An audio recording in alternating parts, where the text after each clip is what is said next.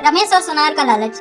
राजनगर नाम के कस्बे में रमेश नाम का एक मेहनती बढ़ई रहता था। वह लकड़ी का काम करता था और छोटे छोटे फर्नीचर बनाकर गुजारा करता था। बरसों की मेहनत से उसने लगभग 6,000 बचा लिए थे।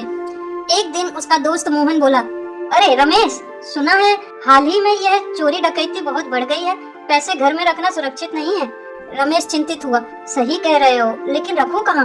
मोहन ने सलाह दी, बाजार में जो बड़े सोनार राजपाल हैं, उनकी ईमानदारी के चर्चे हैं, उनके पास रख दो। सोने चांदी से भरी दुकान है, कई चौकीदार भी लगे हुए हैं, वहाँ तुम्हारा पैसा सुरक्षित रहेगा।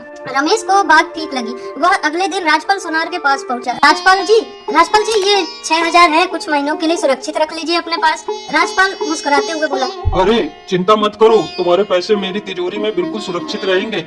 रमेश ने चैन की सांस ली। 6 महीने बाद जब रमेश पैसे लेने पहुंचा, राजपाल ने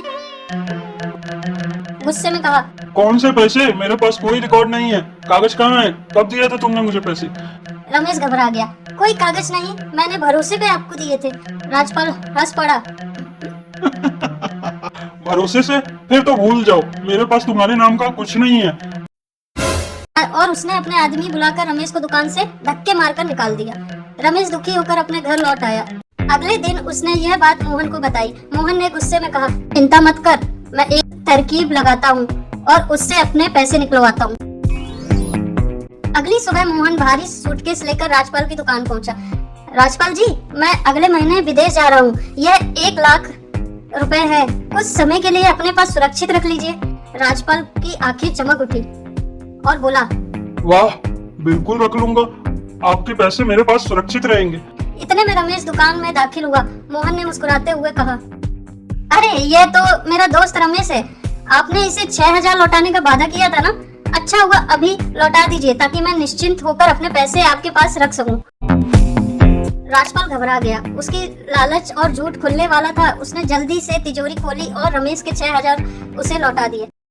अरे भाई, गलती हो गई थी। रमेश ने पैसे लिए और मोहन की तरफ देखा। मोहन ने अपना सूटकेस उठाया।